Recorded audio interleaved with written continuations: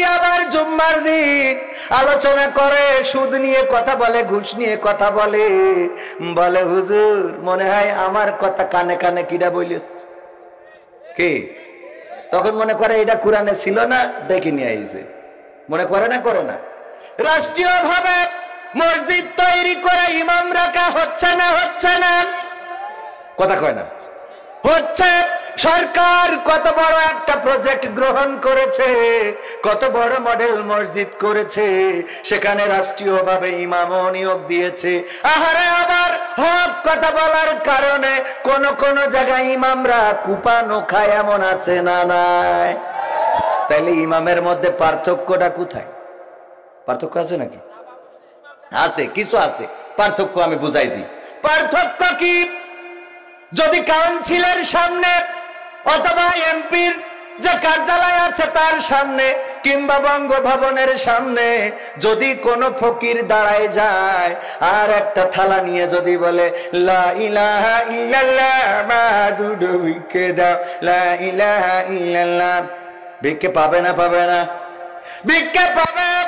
যতক্ষণ দাঁড়িয়ে থাকবে আমার জাহাঙ্গীর ভাই ভিক্ষে দেবে, আমার হুজুর ভিক্ষে দেবে, আমার ভাইজান ভিক্ষে দেবে, সবাই ভিক্ষে দেবে।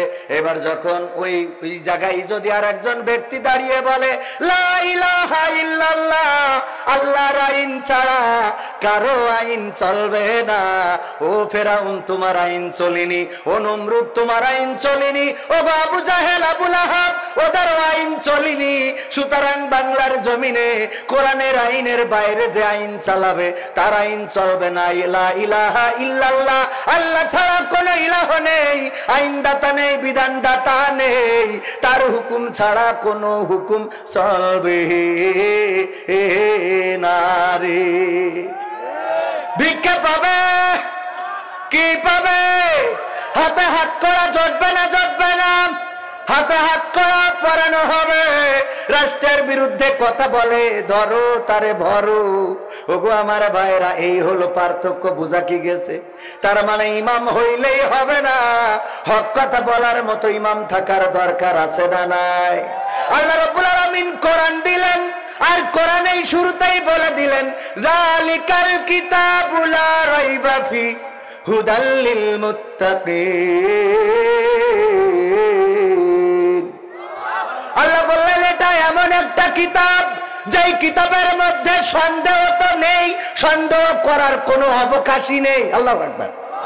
সন্দেহ তো নেই, সন্দেহ করার মতো কোনো অবকাশ নেই। মানে মনে মনে করবা যে কোন রকম ভেজাল আছে কিনা। যেরকম খাঁটি আমার ভাইজান যদি মধু দেয়, যে ভাই পাবনাতে মধু দিলাম, এটা চাকেরতে নিয়ে দিছি, তারপরে মনে হবে আসলে কি চাকের না চিনি মিশাইনো। একজন মধু বেচতেছে, বলছে যে এই মধুর দাম কত, তার দাম বলিছে, বলছে এত বেশি কেন? বলছে ভাই চিনির দাম বেড়ে গেছে না। বুঝা গেছে? চিনির দাম বেড়ে গেছে বলে মধুর দাম বেশি, তার মানে বুঝতে পারিছেন তো, চিনি গুলাই মধু বানাই নিয়ে আইছে। এই জাতীয় আল্লাহর ওলি আছে না নাই? আমার একজন স্টেজে উঠার আগে বলছে ভাই, আমার একজন ভাই প্রবাসী ভাই সিঙ্গাপুর থাকে, না বললেও হয় না, বলছে ভাই আপনি কথা বলার সময় একটু বললেন আমাদের এলাকায় সুদ খুব বেড়ে গেছে, প্রচুর সুদ খাচ্ছে। তাই বললাম, আমি মনে মনে করছি তরকারির দাম যে বাড়া বেড়েছে তা সুদ খাবে না, তো করবে কি?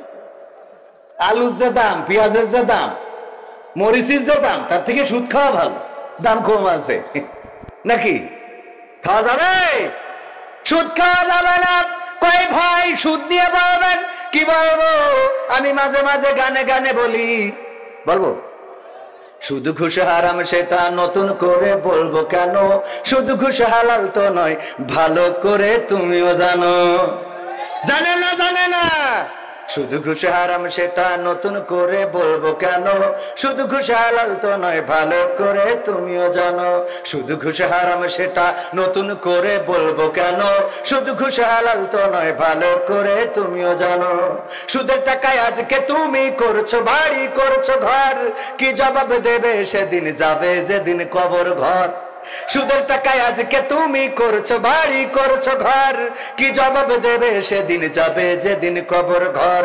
থাকতে সময় হও হুঁশিয়ার, থাকতে সময় হও হুঁশিয়ার, রবের হুকুম তুমি মানো, সুদ ঘুষ হালাল তো নয় ভালো করে তুমিও জানো।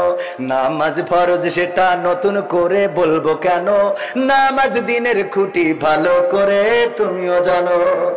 আজান হলে কেন তুমি চায়ের ঘরে থাকো বসে, কি জবাব দেবে সেদিন যাবে যেদিন কবর দেশে। কথা কয় না? আজান হলে কেন তুমি চায়ের ঘরে থাকো বসে, কি জবাব দেবে সেদিন যাবে যেদিন কবর দেশে। না পড়িলে নামাজ কালাম, না পড়িলে নামাজ কালাম, শাস্তি কঠিন তাও তো মানো, নামাজ দিনের খুঁটি ভালো করে তুমিও জানো। রোজা ফরজ সেটা নতুন করে বলবো কেন, রোজাও দিনের খুঁটি ভালো করে তুমিও জানো। রমজান এলে পরে চুরি করে আহার করো,